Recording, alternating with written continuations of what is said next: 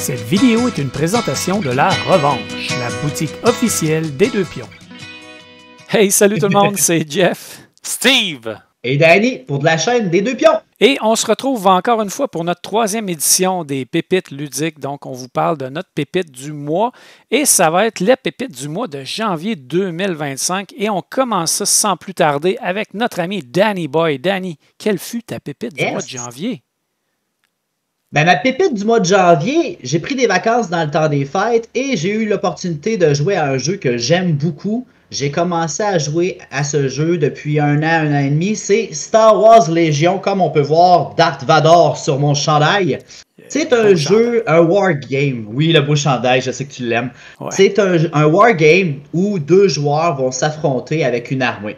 Puis, la particularité du jeu, c'est que le jeu avait déjà quelques années et la licence Fantasy Flight a abandonné X-Wing et Armada, qui ont complètement arrêté de produire. Puis pour Légion, d'après moi, ils se sont demandé, on continue ou on arrête. Ils ont décidé de continuer, mais ils ont décidé surtout de rechanger les règles bout pour bout. Fait que tout le matériel que tu avais acheté de ton jeu, là, 4 ans ou 5 ans, il a été changé. Ils ont vraiment mis plein de stocks en PDF, en print and play que tu pouvais avoir. Puis là, ils commencent à ressortir l'édition 2.0. Donc, à ton tour, tu actives des unités avec des groupes. Tu peux avoir une dizaine de groupes. Tu actives un groupe, ton adversaire en active un. Et la nouveauté dans ce mode de jeu-là, c'est que le jeu n'est plus simplement un conflit entre deux joueurs où c'est le premier qui a annihilé l'armée de l'autre. C'est vraiment des objectifs. Donc, il peut y avoir 3 objectifs sur la carte ou 6 objectifs, d'autres qui tournent. Donc, puis la partie est plus courte qu'avant. Une partie pouvait prendre quasiment 3 heures puis 4 heures dans le temps. Puis à cette heure, les nouvelles parties, là, 1h30 environ, là, on est bien seté. Puis quand j'ai 1h30, c'est que souvent, ça prend 20 minutes tout s'installer, nos figurines, nos groupes. Là. Puis principalement, on lance des dés, on tue des troupes. Donc Star Wars Légion, là, c'est ma petite pépite du mois de janvier. Ouais, super. Ouais. Juste question de même. Dans le fond, je comprends qu'ils font une nouvelle édition avec la même boîte. C'est ça? Ils ont juste refait les règles? Oui.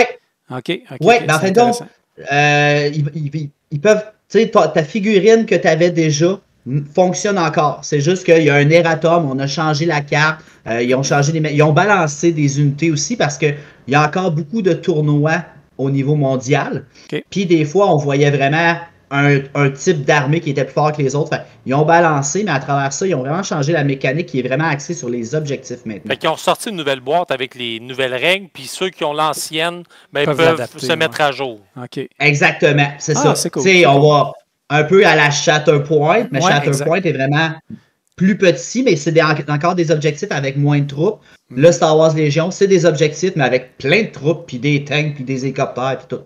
Ouais. Ils ont un peu fait le même principe aussi avec Marvel Crisis Protocol. Là, ils ont refait des personnages, ils ont ajusté certains, ils ont tweaké des trucs, mais tu peux jouer avec l'ancienne boîte ou la nouvelle boîte. Ben, c'est cool, belle petite pépite du mois, ça, mon Danny. Si tu permets, je vais y aller avec ma pépite du mois de janvier. Et ma pépite du mois de janvier est un gros euro dans lequel on essaie de trouver une source, une forme de vie extraterrestre, une intelligence extraterrestre. Et ça s'appelle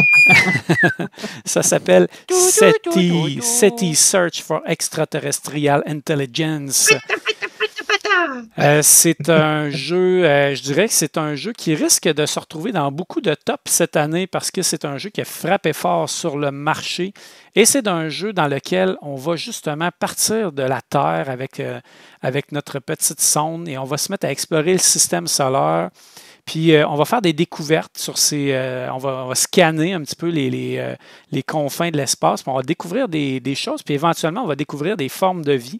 C'est pas tant le confin de l'espace, c'est principalement les planètes de notre système solaire. Ouais, ben, tu sais, je mettais ça comme super poétique, Steve. Là. Tu brises un peu. T'exagères, là. Tu brises ma poésie un peu, là. T'es un vrai astronome, Steve. Bien dit. Yeah. Moi, c'est les règles. Effectivement. Fait que donc, le système solaire, puis dans le système solaire, on va découvrir des traces de formes de vie. Puis éventuellement, on va découvrir, puis je vais essayer de le mettre à l'écran, on va découvrir des extraterrestres. Fait que le jeu, là, je vais le montrer ici à l'écran si je suis capable. Dans le jeu, on va placer au début de la partie 2 plateaux comme ça ici à l'envers. Et c'est des formes d'extraterrestres qu'on va pouvoir découvrir si on réussit à débloquer certains objectifs.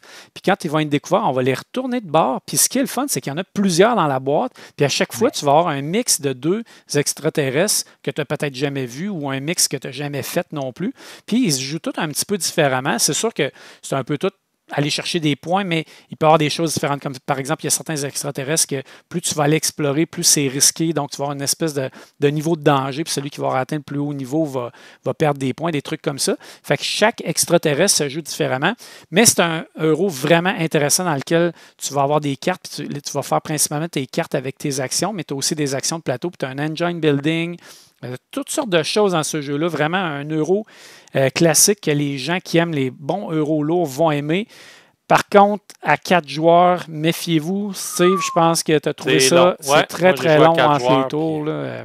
Surtout si vous avez un petit peu de analysis, paralysis dans votre gang. Okay. Ça peut faire mal, mais c'est vraiment un jeu. Hey, puis je tiens à le dire parce que ça, c'est important. On n'en parle pas assez souvent, les gars, là. Mais le jeu se vend en bas de 100$ et il y a vraiment du stock dans la boîte. Du beau matériel, du rewood, des figurines avec des formes, pas juste des cubes, puis des ronds, puis des trucs de même, là, des belles formes, tout ça.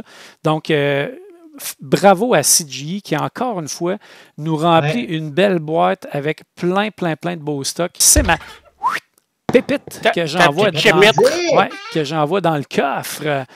Et je passe la POC à Steve. Quelle est ta pépite du mois de janvier? Moi, c'est un jeu qu'on a déjà parlé sur la chaîne, mais j'y ai rejoué et je dois le mettre dans le coffre des pépites. C'est Witcher, l'Ancien Monde. Donc, un jeu où on joue un Witcher, où on explore une carte à chercher des informations sur des créatures pour mieux les détruire. On augmente les forces de notre Witcher. On boit des potions. Exact. Puis le petit principe de deck building pour améliorer ta main, ça, c'est vraiment cool. Ben, ta main qui se trouve avec tes cartes de combat lorsque tu te bats, soit contre d'autres Witcher ou contre des créatures. Je dirais que c'est un jeu que c'est le fun. Puis ne pas oublier un peu les aventures qui sont un peu comme, comme des livres dont vous êtes le héros, où ils te donnent une aventure, tu prends A ou B, puis selon ce que tu as choisi. Mais c'est toujours positif.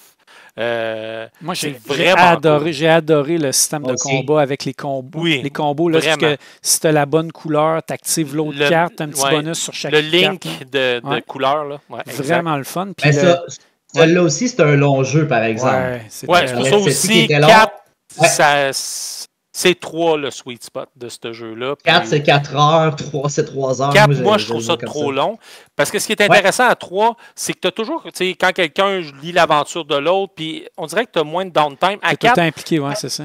Oui, exact. Tandis qu'à 4, tu as un moment où tu fais vraiment rien, puis tu regardes. Puis si les 3 joueurs en avant de toi font un genre de combat, ça peut être là avant que tu reviennes. Fait que ça, c'est le petit côté négatif, mais pas assez pour pas en faire une pépite. Et puis là, on parle de 4, mais je vous rappelle que le jeu est jusqu'à 5 joueurs. Là.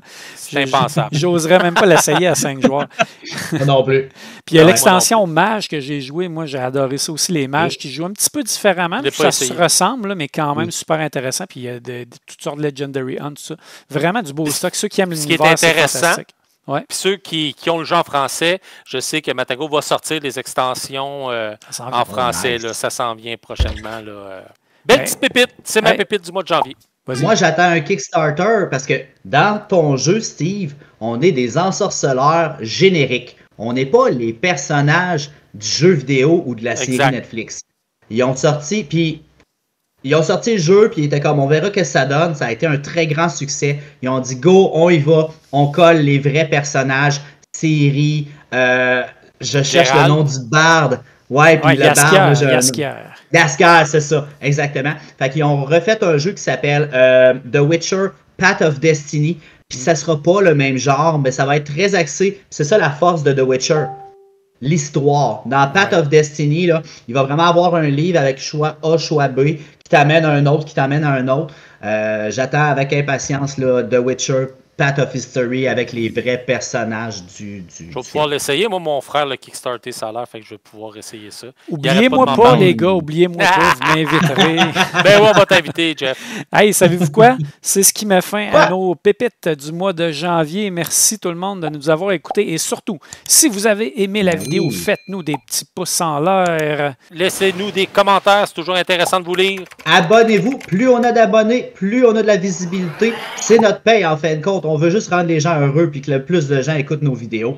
Donc, sur ce, on vous dit à la semaine prochaine. Salut tout le monde!